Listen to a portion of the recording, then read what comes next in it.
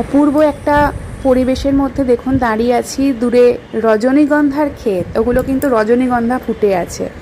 তো আমরা পৌঁছে গেছি, তো আগের এপিসোডেই আপনারা দেখলেন। এখন বেশ সন্ধে হয়ে আসছে।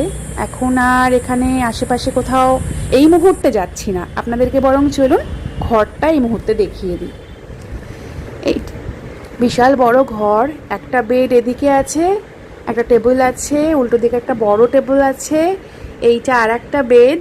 এটা কিন্তু 6 জনের রুম, আমরা 5 জন আছি, আবার কেউ এলে 4 জনও থাকতে পারে। এটা একটা ওয়াশরুম এবং বেশ পরিষ্কার পরিচ্ছন্ন। এই যে সবুজ পর্দা ঝুলছে, এটা একটা ছোট রুম, আয়না আছে, ড্রেসিং টেবিল আছে, ড্রেসিং রুম বলা যেতে পারে। আর সামনের জানলাটা অপূর্ব, জানলা খুললেই বাইরেটা দেখা যাচ্ছে। আমরা একটু রিফ্রেশড হয়ে নিই, তারপর কিছু স্ন্যাক্সও আসছে।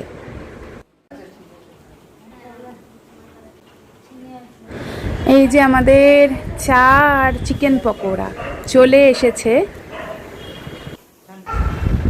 এরকম ছোট্ট ছুটিতে কাছে পিঠে যখনই আসার, তখন কিন্তু খাওয়া দাওয়াটাও একটা স্পেসিফিক ব্যাপার। আর এই চিকেন পকোড়াগুলো ভীষণ ক্রিস্পি, তো দেখে মনে হচ্ছে কিন্তু এদের রান্নাবান্না বেশ ভালোই হবে। পরে আরও রিভিউ আপনাদের দেব। আপাতত চিকেন পকোড়াটা এনজয় করে নিই। এরপরে কিন্তু অ্যাডভেঞ্চার আসছে, স্টে টিউনড।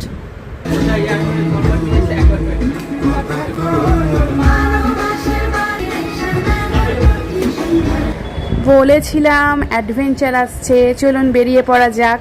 আর এই অ্যাডভেঞ্চারে আমাদের সঙ্গী, আমাদের যিনি এখানকার কেয়ারটেকার দাদা, আর হাতে কিন্তু হ্যারিকেন। তো চলুন, এই অন্ধকারের মধ্যে উনি আমাদের কোথায় নিয়ে যেতে চাইছেন সেটা আপনাদের একটু পরেই বলছি।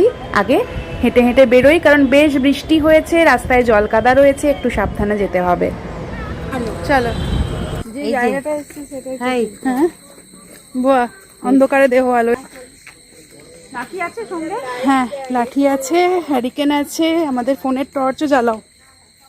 ও দাদা আসছে, আমরা তো পেছনে রয়েছি। আমাদের ভোলু আছে, আমাদের ভোলুর ভীষণ সাহস। আয় আয়, অনেক কমফোর্টেবল। হ্যাঁ, না নদীর ধার থেকে নিশ্চয়ই পরিষ্কার দেখা যাবে। যাবো 6টার সময় তো। ভোলু আয়, আমাদের পেছন পেছন আয়। ও ইতি বলবে রাখবে, তুমি চলে যা তো। এটা কোনো বাইক আসছে বা স্কুটার আসছে। কিসের লাইট? বাইক। বাইক। এখানে আমরা একটা নীলকুঠিতে এসেছি। প্রচণ্ড অন্ধকার। আমাদের যে কেয়ারটেকার দাদার কথা বলছিলাম, উনি এই নীলকুঠির গল্পটা বলছেন। জানেন যেমন প্রত্যেক নীলকুঠির গল্প হয় অত্যাচারের কাহিনী ইংরেজদের, তো এখানেও তার ব্যতিক্রম কিছু নেই। এই নীলকুঠির যে স্পেশালিটি, এটা কাটা সাহেবের কুঠি নামে পরিচিত ছিল একসময়। এখানে যে নীলকর সাহেব থাকতেন, তিনি অনেক হত্যা করেছিলেন এবং তাকেও পরবর্তীকালে এখানেই হত্যা করা হয়। এবং শোনা যায় যে এখনও এখানকার মানুষ এই জায়গাটা সম্পর্কে বেশ ভীত এবং এড়িয়েই চলেন। সন্ধেবেলায় গ্রুপ ছাড়া বা অনেক লোক ছাড়া এই রাস্তা দিয়েও লোকে যাতায়াত করতে এখনও কিন্তু ভয় পায়।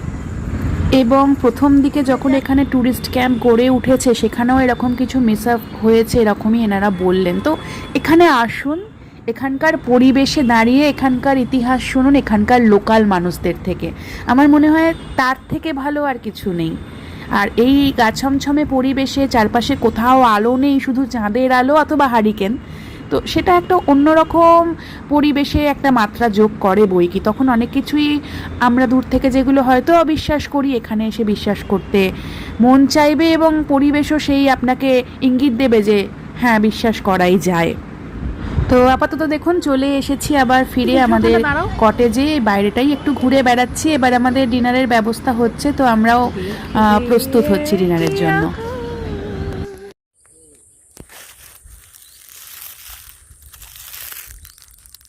সবাইকে সুপ্রভাত। আমরা কিন্তু ভোরবেলা উঠে ব্রাশ টাশ করে ফ্রেশ হয়ে দেখুন চলে এসেছি পাশের পটল খেতে। ওই যে পটল হয়ে আছে, সবুজ হলুদ বিভিন্ন রঙের পটল। তো আমরা পারমিশন নিয়েই নেমেছি, দু একটা পটল একটু তুলবো। তো এখানকার দাদাদের পটল বলছে সব তোলা হয়ে গেছে, যা পড়ে আছে ওই তার থেকেই আপনারা নিন দু একটা। আর চাইলে সামনে যখন ফেরার পথে আমরা আড়ত পাবো শুনলাম, সেখানে গেলে ওনারা হয়তো আরও পটল এমনিই দিয়ে দেন বলছেন। তো এই যে দেখুন, এক হাত ভর্তি পটল তুলেছি আমরা, দেখেছেন তো। চলুন তাহলে এবার ফেরা যাক কটেজে। কাল বিকেলে আমরা এসেছিলাম, অপূর্ব পরিবেশ, খুব তাড়াতাড়ি দেখুন আমাদের দিনটা মনে হচ্ছে কেমন কেটে গেল। এখানে প্রচুর ভুলু আছে, কিন্তু ভুলু আছে, বিড়াল আছে, সুন্দর সাজানো গোছানো, বেশ সুন্দর পরিবেশের সঙ্গে মানানসই। আর আপনি আসবেন, শান্ত পরিবেশ উপভোগ করবেন, একদম গ্রামের ভেতরে, অনেকটাই ভেতরে জায়গাটা। আর এখানকার এমনি যারা স্টাফ, ব্যবহারপত্র ভীষণ ভালো। আপনি চা চাইবেন, চা দেবে, ওদের প্যাকেজে কিছু ইনক্লুড আছে। তার সঙ্গে আপনারা যদি এরপর এক্সট্রা কিছু চান সেটাও ওনারা করে দেবেন। আমরা এখন সবাই একটু এক্সপ্লোর করছি ঘুরে ঘুরে আমাদের কটেজের পরিবেশটা। দেখতে পাবেন প্রচুর গাছগাছালিও আছে। আর আমরা এই যে কথা বলছি, পাশ থেকে জানি না কতটা শুনতে পারছেন, প্রচুর পাখির ডাক। সত্যি মনটা ভালো হয়ে যাওয়ার মতোই পরিবেশ। আমাদের ব্রেকফাস্ট রেডি, চলুন ব্রেকফাস্ট টেবিলে যাই, আপনাদের ব্রেকফাস্ট দেখাই। কাল এত ভালো ডিনার সেরেছি, কিন্তু সেটা আপনাদের দেখানো হয়নি। আসলে পরিবেশটাই এমন ছিল, তখন আর মনে হয়নি ভিডিও করে আপনাদের দেখাই সবটা, নিজেরাই উপভোগ করতে ব্যস্ত ছিলাম। তো সবাই অলরেডি ব্রেকফাস্ট টেবিলে চলে এসেছে, একটু ফটো সেশনও হচ্ছে। তো আমাদের ব্রেকফাস্টও দেখুন চলে এসেছে, একদম আপনাদের ভালো করে দেখাই। লুচি আছে একটু বড় বড় সাইজ, একদম পাতলা আলুর তরকারি, আমরা এরকমই বলেছিলাম। আর সাথে ডিম সিদ্ধ আছে। আর এখানকার মিষ্টি খুব প্রসিদ্ধ, লোকাল মিষ্টি রয়েছে। তো খেয়ে নিই, তারপরে আপনাদেরকে অ্যাডভেঞ্চারে নিয়ে যাব। কাল যেটা অন্ধকারে দেখেছেন, আজ সেটা আলোয় দেখবেন। আর আরেকটা জায়গায় নিয়ে যাব, আর এই জায়গাটা সম্পর্কেও একটু কিছু আপনাদের বলার রয়েছে। তো দেখা হবে পরের এপিসোডে, পরের রবিবার।